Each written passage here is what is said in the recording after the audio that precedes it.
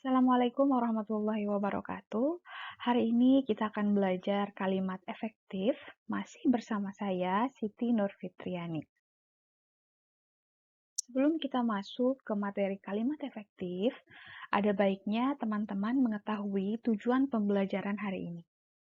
Setelah mempelajari PowerPoint dan beberapa latihan yang akan saya berikan hari ini, teman-teman diharapkan mampu memahami definisi kalimat efektif, memahami pola atau unsur kalimat efektif, kemudian mampu menulis kalimat secara efektif, dan yang terakhir, teman-teman diharapkan mampu memperbaiki tulisan agar menjadi efektif. Baik, sebenarnya apa sih kalimat efektif itu? Sebelum kita masuk dan mempelajari secara mendalam tentang kalimat efektif, mari kita ingat kembali beberapa pelajaran atau beberapa pengetahuan kita tentang kalimat efektif yang tentunya sudah kita ketahui sejak SMP, SMA, gitu ya. Nah, kita analisis kalimat ini. Apakah kalimat ini efektif? Taman itu merupakan adalah tempat kesukaannya. Nomor 1, ada merupakan adalah. Apakah ini efektif? Apa sebenarnya kalimat efektif itu? Oh, kalimat ini tidak nyaman didengar. Baiknya kalimat ini menjadi tanaman itu merupakan tempat kesukaannya. Atau tanaman itu adalah tempat kesukaannya. Oke, baik. Itu jawaban yang tepat. Lalu, nomor 2, menurut para pakar sejarah mengatakan bahwa Candi Borobudur dibangun pada masa Kerajaan Sailendra. Nah, ini juga tidak efektif. Mengapa tidak efektif?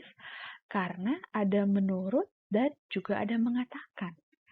Bu, kalau menurut saya, kalimat efektif itu tidak berlebihan. Baik, berarti jawabannya kita pilih salah satu. Para pakar sejarah mengatakan bahwa Candi Borobudur dibangun pada masa Kerajaan Sailendra. Bisa seperti itu. Atau, menurut para pakar sejarah, bahwa Candi Borobudur dibangun pada masa Kerajaan Sailendra. Bisa juga seperti itu. Lalu nomor 3, apakah ini efektif? Bagaimana menurut Anda semua? Jika bus ini mengambil penumpang dari luar agen, apakah bisa dipahami? Apakah informasinya lengkap? Apakah justru kalimatnya belum selesai? Nah, menurut salah satu teman-teman, mungkin ada yang mengatakan bahwa, Bu, kalimat efektif itu harus jelas. Dalam kalimat nomor 3, apakah sudah jelas? Oh, informasinya tidak lengkap. Baik, kita perbaiki sama-sama. Kalau jikanya dihilangkan, bus ini mengambil penumpang dari luar agen. Tentu informasinya sudah jelas. Yang mengambil penumpang dari luar agen siapa? Bis ini. Begitu. Nah, lalu yang terakhir, karena hari ini saya tidak masuk kuliah, sudah. Informasinya sampai di situ. Apakah jelas? Apakah efektif? Apakah bisa dipahami oleh temannya atau lawan tuturnya? Oh, tidak. Kalimat ini belum jelas, belum lengkap informasinya. Maka kalimat ini disebut sebagai kalimat tidak efektif. Bagaimana cara mengubah kalimat ini agar menjadi efektif? Cukup mudah. Hilangkan saja karenanya. Jadi, kalimatnya, hari ini saya tidak masuk kuliah. Atau, saya tidak masuk kuliah hari ini. Begitu. Baik, secara sekilas kita sudah mengetahui apa itu kalimat efektif. Mudahnya, kalimat efektif itu adalah kalimat yang mudah dipahami, kalimat yang jelas informasinya, dan kalimat yang mempunyai struktur lengkap. Mari kita masuk ke pembahasan utama. Setelah tadi kita menganalisis kalimat efektif atau tidak, kita akan pelajari lebih dalam tentang apa itu kalimat efektif. Di sini dijelaskan bahwa kalimat efektif itu jelas. Artinya, kalimat yang disampaikan oleh orang yang berbicara langsung bisa dipahami, tanpa ada pertanyaan lagi. Yang kedua, singkat. Kalimatnya tidak menimbulkan tafsir ganda. Kalimatnya tidak bertele-tele. Dan yang ketiga adalah tepat. Artinya, kalimat yang dibuat sesuai dengan kaidah yang berlaku. Kaidah seperti apa?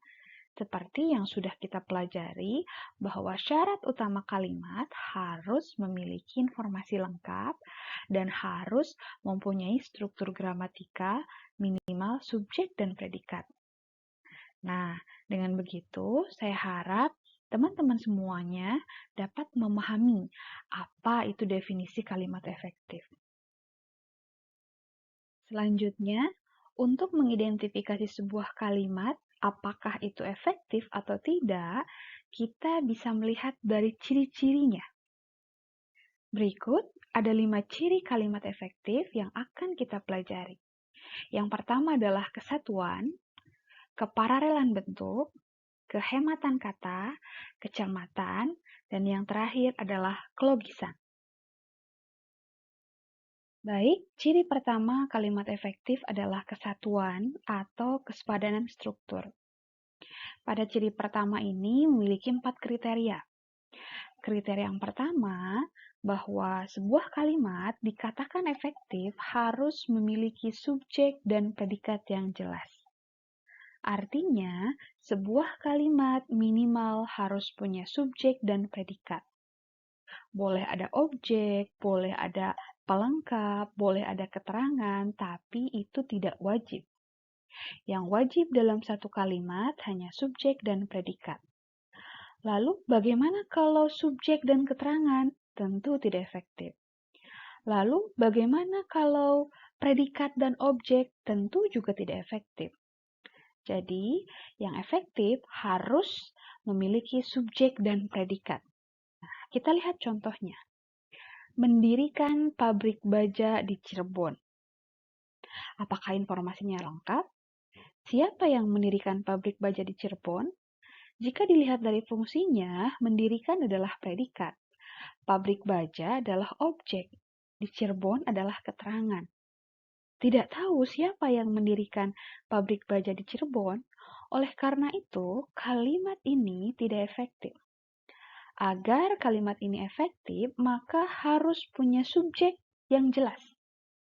Bisa kita tambahkan subjek. Ayah saya mendirikan pabrik baja di Cirebon. Nah, dengan ditambahkannya subjek, maka kalimat ini menjadi efektif. Karena dalam satu kalimat memiliki subjek predikat yang jelas. Seperti itu. Lalu contoh yang kedua, ekspor kayu mendatangkan keuntungan. Kalimat ini efektif. Mengapa efektif? Karena punya subjek dan predikat yang jelas. Siapa subjeknya? Ekspor kayu. Mendatangkan predikat, keuntungan adalah objek. Informasinya bisa dipahami, juga memiliki subjek dan predikat yang jelas.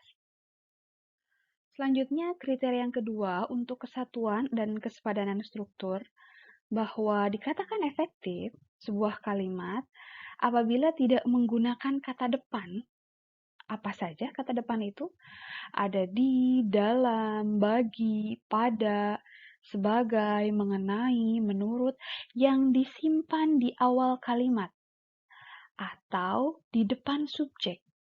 Mengapa tidak boleh seperti itu? Karena kalau kata depan disimpan di awal kalimat, akan membentuk sebuah keterangan. Seluruhnya fungsinya menjadi keterangan. Mari kita lihat informasi di bawah ini. Contohnya, bagi semua mahasiswa harus membayar uang kuliah. Karena ada kata bagi di awal kalimat, maka kalimat ini seluruhnya menjadi keterangan. Bagaimana agar kalimat ini efektif? Kembali ke poin pertama, bahwa kalimat efektif harus punya subjek dan predikat yang jelas. Cara mudahnya, baginya dihilangkan. Lalu subjeknya akan muncul. Siapa? Semua mahasiswa. Apa yang harus dilakukan oleh mahasiswa? Yaitu predikatnya. Harus membayar. Apa yang harus dibayar? Uang kuliah. Maka uang kuliah itu objek. Kenapa ini objek? Karena bisa dipasifkan. Uang kuliah harus dibayar oleh semua mahasiswa. Dengan begitu, jika baginya dihilangkan, maka kalimatnya menjadi punya subjek dan predikat yang jelas. Begitu. Sama halnya dengan contoh yang kedua, di dalam setiap upacara keagamaan mengandung unsur keagamaan. Kalimat ini tidak efektif karena menggunakan kata depan di awal kalimat. Ingat bahwa kata depan di awal kalimat membentuk sebuah keterangan, maka seluruhnya fungsinya adalah keterangan. Cara mudahnya, hilangkan kata depan di awal kalimat. Maka subjeknya setiap upacara keagamaan mengandung unsur keagamaan. Seperti itu. Selanjutnya, kriteria yang ketiga bahwa ciri kalimat efektif di poin kesatuan atau kesepadanan struktur adalah tidak terdapat subjek ganda. Artinya, subjeknya tidak ada dua, tidak diulang. Saya sarapan sebelum saya pergi ke kampus. Saya subjek, sarapan predikat sebelum saya pergi ke kampus keterangan. Tidak efektif. Kenapa? Ada subjek dan predikat, tapi tidak efektif. Nah, ketidakefektifan kalimat ini bukan karena tidak mempunyai subjek predikat, tapi karena memiliki subjek ganda. Oleh karena itu, maka kita hilangkan salah satunya, atau kita pilih subjek salah satunya. Saya sarapan sebelum pergi ke kampus, atau sebelum pergi ke kampus, saya sarapan. Seperti itu. Dan yang terakhir, kriteria untuk kesatuan atau kesepadanan struktur adalah predikat kalimat tidak didahului oleh yang. Nah, seperti yang kita ketahui bahwa yang adalah perluasan. Entah itu perluasan subjek atau perluasan predikat. Bahasa Indonesia yang berasal dari bahasa Melayu, seluruhnya fungsi kalimat ini adalah subjek. Yang berasal dari bahasa Melayu apa? Bahasa Indonesia. Nah, berarti yang adalah perluasan subjek. Jika begini, mengapa tidak efektif?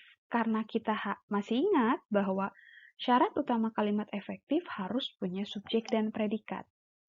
Sedangkan kalimat ini hanya subjek saja. Oleh karena itu kita butuh predikat. Bagaimana cara memunculkannya? Maka kita hilangkan yangnya. Jika yangnya dihilangkan, maka akan muncul predikatnya. Siapa? Berasal.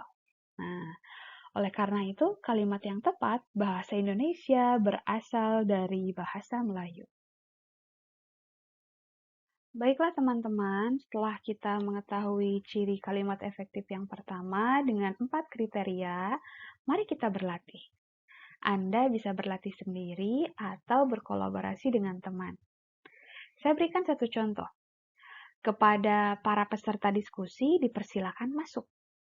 Tentu kalimat ini tidak efektif. Apa yang menyebabkan kalimat ini tidak efektif? Yang pertama, ada kata depan di awal kalimat. Sesuai dengan materi yang sudah saya bahas sebelumnya, kata depan menghilangkan fungsi subjek. Oleh karena itu, kepada para peserta diskusi dipersilakan masuk sepenuhnya, ini adalah keterangan. Cara memperbaikinya agar menjadi efektif cukup mudah. Hilangkan saja kepadanya. Lalu akan muncul subjeknya. Siapa subjeknya? Para peserta diskusi. Atau boleh juga peserta diskusi. Predikatnya apa? Dipersilakan masuk. Dengan begitu, kalimat tersebut mempunyai subjek dan predikat yang jelas. Selain itu, informasinya juga jelas. Nah, untuk nomor 2 sampai nomor 6, silahkan teman-teman berlatih sendiri. Lalu, ciri kalimat efektif yang kedua adalah kepararelan bentuk. Apa sih kepararelan bentuk itu? Kepararelan bentuk adalah kesamaan bentuk kata dalam kalimat. Artinya, kalau bentuk kata kerja pertama atau predikat pertama menggunakan nomina, kata benda, maka bentuk kedua, ketiga, dan seterusnya juga harus menggunakan nomina atau kata benda. Oh, bentuk pertamanya menggunakan verba, kata kerja. Maka bentuk kedua, ketiga, dan seterusnya juga menggunakan kata kerja. Ya, seperti itu. Oleh karena itu, disebut sebagai kepararelan bentuk. Kata kerja pertamanya harus sama bentuknya. Mudahnya, kalau kata kerja pertama menggunakan imbuhan di, maka kata kerja kedua juga harus menggunakan di. Ketiga, keempat juga di. Kata kerja pertama menggunakan me, kata kerja ketiga, keempat, dan seterusnya juga harus menggunakan me. Kata kerja pertama tidak menggunakan imbuhan sama sekali, maka kata kerja kedua, ketiga, dan seterusnya tidak perlu menggunakan imbuhan sama sekali. Mari kita lihat contohnya. Harga minyak dibekukan atau kenaikan secara luas.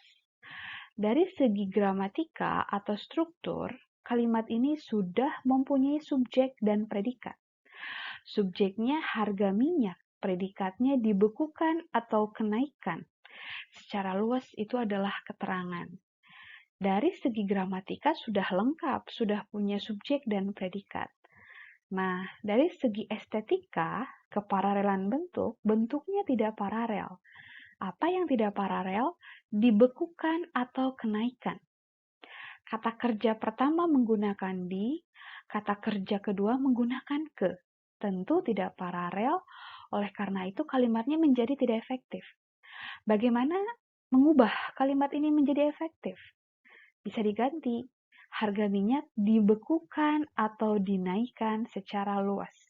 Dengan begitu, kalimat ini akan menjadi efektif dan memenuhi kepararelan bentuk. Mari kita lihat contoh kalimat nomor 2. Tahap terakhir penyelesaian gedung itu adalah kegiatan pengecatan tembok, memasang penerangan, menguji sistem air, dan pengaturan tata ruang. Mari kita lihat definisinya, bahwa kepararelan bentuk adalah memiliki kata kerja pertama yang sama, kedua, dan seterusnya. Dalam kalimat ini, kata kerja pertama adalah kegiatan pengecatan tembok menggunakan awalan pe. Lalu, berarti kata kerja kedua juga harus menggunakan pe. Mari kita ubah. Kegiatan pengecatan tembok, pemasangan penerangan, pengujian sistem air, dan pengaturan tata ruang. Dengan begitu, kalimat ini selain mempunyai subjek dan predikat, juga mempunyai kepararelan bentuk. Baik, setelah kita mengetahui tentang kepararelan bentuk, yuk mari kita coba analisis. Anda bisa berlatih sendiri atau berkolaborasi dengan teman Anda. Ada satu contoh, tahapan penelitian ini meliputi pengumpulan data, penganalisan, dan menyimpulkan hasil analisis. Silahkan Anda jawab sendiri dan pelajari sendiri, berlatih, agar Anda lebih tahu mana kalimat efektif dan mana kalimat yang tidak efektif. Selamat mengerjakan. Selanjutnya, ciri kalimat efektif yang ketiga adalah kehematan kata. Nah, ciri kalimat efektif ini paling populer. Banyak orang yang sudah tahu bahwa kalimat efektif tentu harus hemat. Nah, ada 3 kriteria, ada 4 kriteria yang dikatakan bahwa kalimat itu harus hemat. Yang pertama, menghilangkan pengulangan subjek. Dikatakan hemat apabila subjeknya tidak berulang-ulang. Mari kita lihat contoh. Karena ia tidak diundang, dia tidak datang ke tempat itu. Ada 2 subjek dalam kalimat ini, ia dan dia. Oleh karena itu, agar hemat, kita pilih salah satu. Karena tidak diundang, dia tidak datang ke tempat itu. Atau, dia tidak datang ke tempat itu karena tidak diundang. Selanjutnya, ciri hemat yang kedua adalah menghilangkan superordinat. Dalam bahasa Indonesia, Ada kata yang merupakan bawahan makna kata atau ungkapan yang lebih tinggi, seperti warna merah, lalu ada hari Senin, bulan Oktober, bulan September, warna kuning. Nah, seperti itu adalah superordinat. Nah, oleh karena itu, jika ada kalimat dia memakai baju warna merah, maka kalimat ini tidak memenuhi kehematan. Kenapa? Karena merah itu adalah juga bagian dari warna. Oleh karena itu kita cukup mengatakan bahwa dia memakai baju merah. Yang nomor 3, syarat kalimat hemat agar efektif, maka menghilangkan sinonim dalam satu kalimat. Contohnya, dia hanya membawa badannya saja. Hanya dan saja adalah bentuk sinonim, tapi tidak dipakai dalam satu kalimat. Oleh karena itu, agar kalimat ini hemat dan efektif, maka kita gunakan salah satunya saja. Contoh, dia membawa badan saja. Bentuk hemat yang terakhir adalah menghilangkan bentuk jamak. Kita boleh saja menggunakan bentuk jamak, tapi tidak jamak bertemu dengan kata yang jamak pula. Oleh karena itu, kita harus cermat mengidentifikasi apakah kata ini sudah jamak atau tidak. Oleh karena itu, jika bentuk jamak bertemu dengan jamak, maka kalimatnya akan menjadi tidak efektif. Mari kita lihat. Beberapa orang-orang datang ke UPJ. Kalimat ini sudah memenuhi syarat kalimat efektif yang pertama. Kesatuan. Dia mempunyai subjek dan predikat. Akan tetapi, ini tidak hemat. Yang menyebabkan ketidakhematan kalimat ini adalah bentuk jamak bertemu dengan jamak. Bentuk jamaknya apa? Beberapa. Lalu jamak yang kedua apa? Orang-orang. Nah, oleh karena itu kita cukup pilih salah satunya saja. Anda dapat menggunakan orang-orang datang ke UPJ atau beberapa orang datang ke UPJ. Begitu juga dengan nomor 2, bahwa kalimat nomor 2 sudah memiliki subjek dan predikat yang jelas. Akan tetapi, kalimat ini tidak efektif karena tidak hemat. Apa yang tidak hemat? Karena ada bentuk jamak mereka, karena ada bentuk jamak saling, dan bersalam-salaman. Bersalam-salaman sudah menunjukkan saling. Oleh karena itu, kita cukup gunakan salah satunya saja. Mereka saling bersalaman atau mereka bersalam-salaman. Baik, setelah teman-teman semua mempelajari tentang kehematan dengan beberapa syaratnya, silakan teman-teman coba pelajari dan analisis sendiri 7 kalimat ini. Apa yang menyebabkan kalimat ini tidak efektif? Selanjutnya, ciri kalimat efektif yang keempat adalah kecermatan. Kita sebagai penulis sebuah kalimat atau yang menulis sebuah kalimat harus memastikan bahwa informasi yang kita sampaikan ini adalah jelas, tidak menimbulkan informasi ganda, tidak menimbulkan tafsir ganda, dan harus sesuai dengan ejaan bahasa Indonesia. Contohnya ketika kita menggunakan kata cantik, ayu, benar, betul, tentu harus sesuai dengan konteksnya. Yang sering saya dengar adalah penggunaan dari, daripada, di mana, dan yang mana sering sekali tidak sesuai dengan konteksnya. Salah satu contohnya adalah saya tinggal di Universitas Pembangunan Jaya, yang mana rumah saya dekat sekali dengan universitas tersebut. Nah, kata yang mana dalam konteks kalimat yang baru saja sampaikan tidak tepat. Karena yang mana itu adalah kalimat tanya, bukan kalimat pernyataan. Konteks yang tepat untuk menggunakan kata yang mana adalah untuk kalimat tanya. Contoh, Rini, baju yang mana yang kau suka? Itu adalah kalimat tanya. Begitu juga dengan di mana. Salah satu contohnya ketika ada mahasiswa yang sedang presentasi. Baiklah teman-teman semuanya, hari ini saya sebagai moderator, di mana saya hari ini akan membawakan jalannya sebuah acara. Nah, penggunaan di mana pada konteks yang barusan saya sampaikan tidak tepat karena itu adalah pernyataan, bukan kalimat tanya. Sedangkan kata di mana adalah untuk kalimat tanya. Contohnya, di mana rumah Anda? Nah, oleh karena itu harus cermat penggunaan katanya. Juga, buatlah kalimat agar tidak menimbulkan tafsir ganda.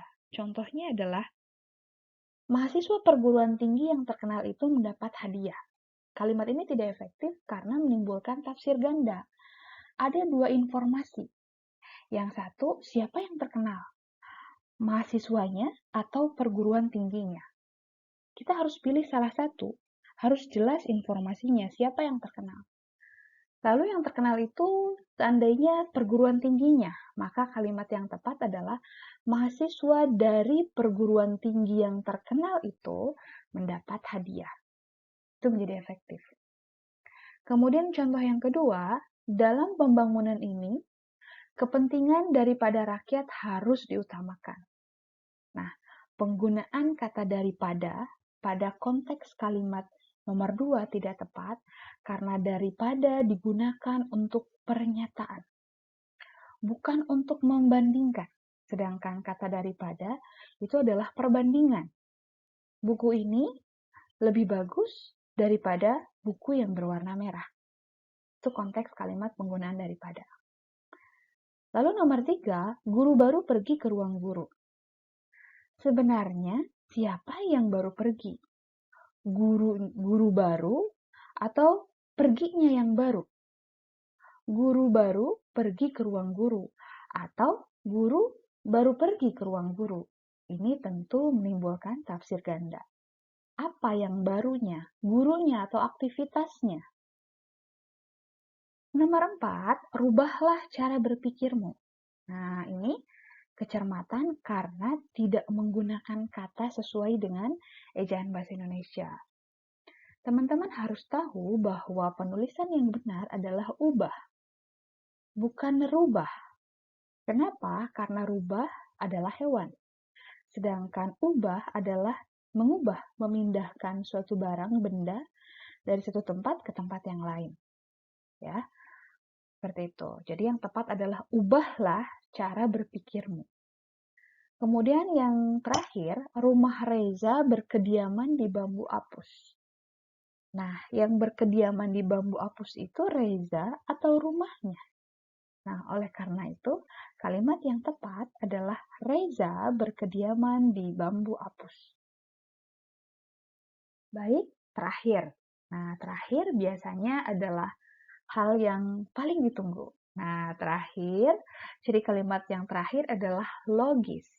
Kalimat efektif selain harus punya kesepadanan struktur atau kesatuan, kemudian kepararelan bentuk, kemudian kehematan, kemudian kecermatan, dan yang terakhir harus logis, harus masuk akal, karena tadi informasinya dapat diterima oleh akal sehat dan sesuai dengan kaidah ejaan bahasa Indonesia. Nah, ada beberapa contoh kalimat yang tidak logis dan sering sekali digunakan. Salah satu contohnya adalah waktu dan tempat kami persilahkan. Nah, ketidaklogisan kalimat ini terletak dari siapa yang dipersilahkan. Waktu dan tempat, apakah kita bisa mempersilahkan waktu dan tempat? Tentu tidak. Lalu kalimat yang tepatnya adalah Bapak atau Ibu kami persilahkan. Gitu ya. Oke. Nah, sekarang yang tidak logis selanjutnya adalah saya mengajar mata kuliah bahasa Indonesia di kampus. Nah, dari segi struktur, kalimat ini sudah punya subjek dan predikat, tapi tidak logis. Apa yang tidak logis? Saya mengajar siapa? Saya mengajar mata kuliah bahasa Indonesia. Sedangkan saya sendiri mengajar mahasiswa. Nah, agar efektif, kalimat ini harus diubah.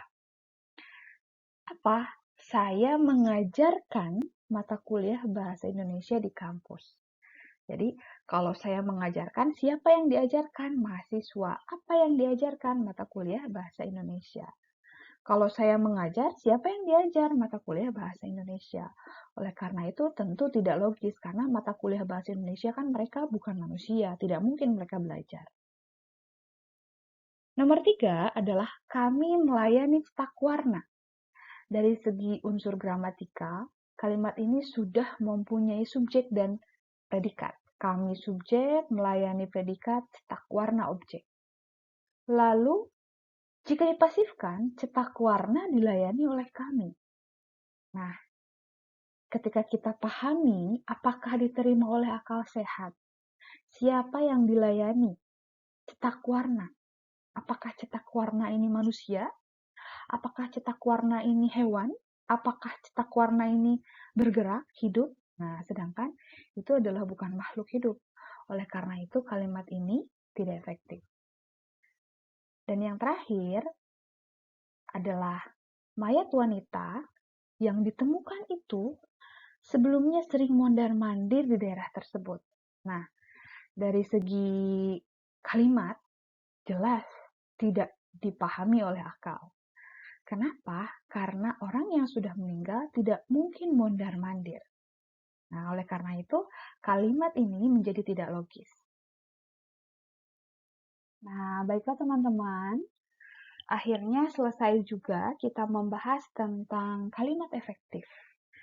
Saya harap teman-teman dapat menyimaknya dengan baik, dapat memahaminya dengan baik. Namun, jika ada teman-teman yang belum memahami informasinya dengan baik, masih bingung, masih bertanya-tanya, boleh sekali bertanya. Saya senang sekali jika ada teman-teman yang bertanya. Silahkan boleh bertanya di grup WhatsApp. Baiklah teman-teman, untuk hari ini, silahkan kerjakan latihan-latihannya dan pelajari lagi dengan baik, diskusikan dengan teman-teman yang lainnya. Sekian dari saya, semoga bermanfaat. Terima kasih. Wassalamualaikum warahmatullahi wabarakatuh.